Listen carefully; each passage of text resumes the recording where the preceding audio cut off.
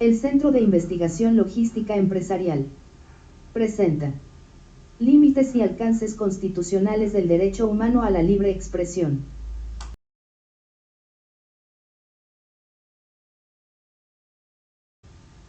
El primer párrafo del artículo 6 constitucional es bastante claro, dice: artículo 6.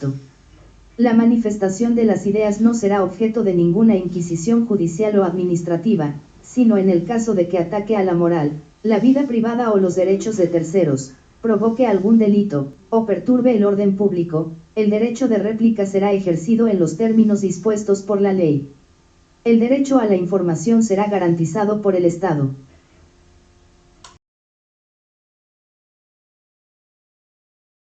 Como bien se puede desprender, lo que este derecho humano protege es la manifestación de ideas.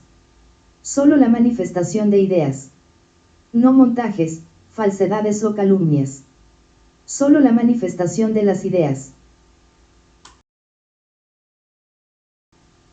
A diferencia de la protección que como derecho humano se hace de la libertad de difundirlas como informaciones e ideas, a través de cualquier medio de comunicación, que protege el artículo 7 constitucional que dice a la letra. Artículo 7. Es inviolable la libertad de difundir opiniones, información e ideas, a través de cualquier medio. No se puede restringir este derecho por vías o medios indirectos, tales como el abuso de controles oficiales o particulares, de papel para periódicos, de frecuencias radioeléctricas o de enseres y aparatos usados en la difusión de información o por cualesquiera otros medios y tecnologías de la información y comunicación encaminados a impedir la transmisión y circulación de ideas y opiniones.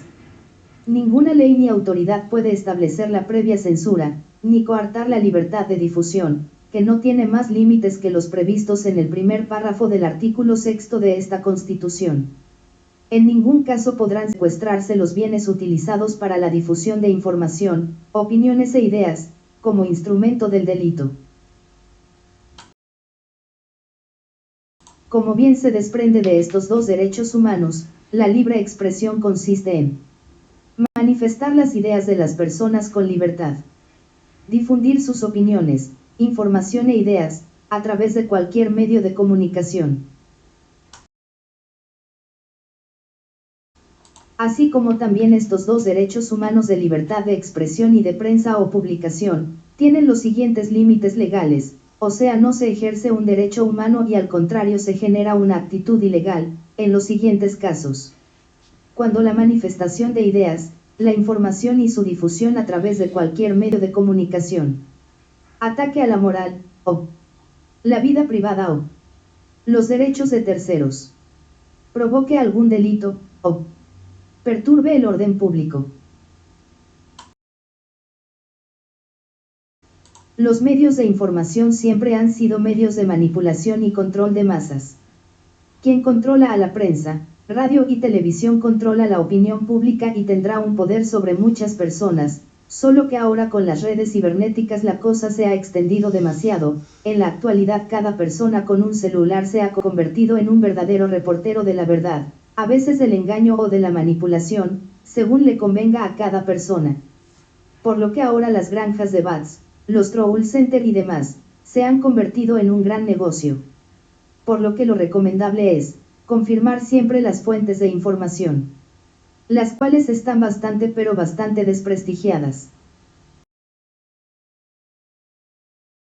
Estos conceptos de ataque a la moral y la vida privada estaban bien definidos por la Ley sobre Delitos de Imprenta, pero fue abrogada por decreto publicado en el Diario Oficial de la Federación del día 25 de abril de 2023, y es una verdadera lástima ya que en esta ley se establecía como delito las llamadas noticias falsas, por lo que ahora los manipuladores se dan vuelo no solo con noticias falsas sino con montajes e inteligencia artificial, para desprestigiar a las personas a las que verdaderamente les producen un daño moral, que es demandable solo por la vía civil, solicitando una indemnización en dinero por el daño moral producido por tales montajes.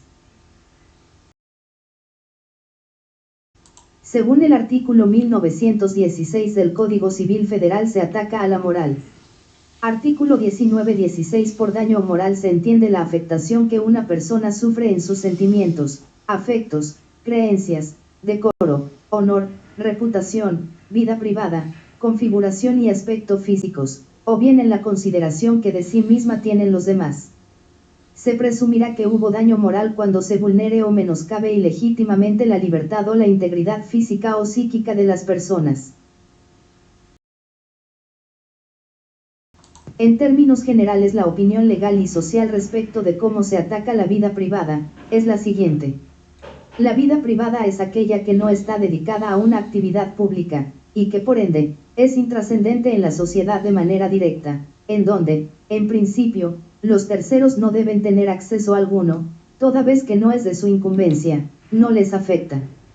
La vida privada de las personas tiene una protección en los derechos humanos como lo es el derecho a la autonomía personal, el derecho a la privacidad y el derecho a la intimidad, confidencialidad, ámbitos que comprenden los datos personales y que, por ende, no deben estar expuestos al público o a la sociedad, sin el consentimiento de quien es su titular. ¿Cómo se atacan los derechos de terceros?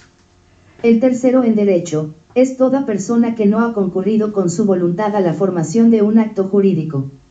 Naturalmente este acto jurídico puede ser civil, procesal, mercantil o de cualquier otro carácter. Los terceros son personas extrañas a las circunstancias, pero que han resentido una lesión en sus derechos, propiedades o personas, de un acto en el que ni siquiera intervinieron. ¿Cómo se provoca un delito? Cuando mediante toda manifestación o expresión hecha públicamente por cualquiera de los medios, en la que se aconseje, excite o provoque directa o indirectamente a la comunidad en general a cometer un delito cualquiera que éste sea.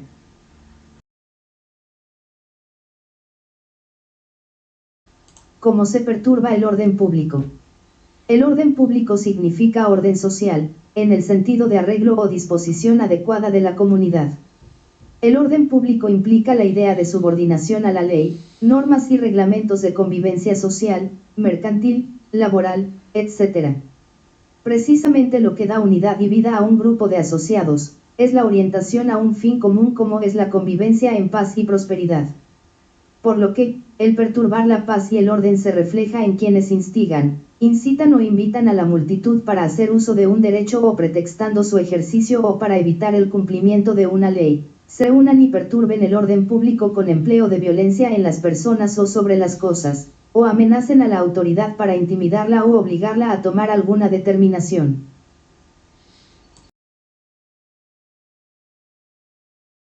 En resumen, efectivamente, la libertad de expresión se traduce en el derecho que cada individuo tiene de expresar ideas, opiniones y emitir información de toda índole y su restricción no puede impedir el derecho a pensar y compartir con otras personas las opiniones propias, empero, tal libertad debe restringirse o está sujeta a limitaciones bajo estrictas condiciones, cuando se vulneren otros derechos humanos de las personas. De ahí que no se pueda ni deba permitir la expresión sin control de opiniones sobre las personas a través de discursos, cuyo mensaje principal se centre en la acusación, difamación, desprestigio público o su degradación como individuo frente a los valores de la sociedad, por lo que la libertad de expresión encuentra necesariamente en su ejercicio el respeto de los diversos derechos humanos inherentes a las personas, porque también son objeto de protección y garantía por parte del Estado.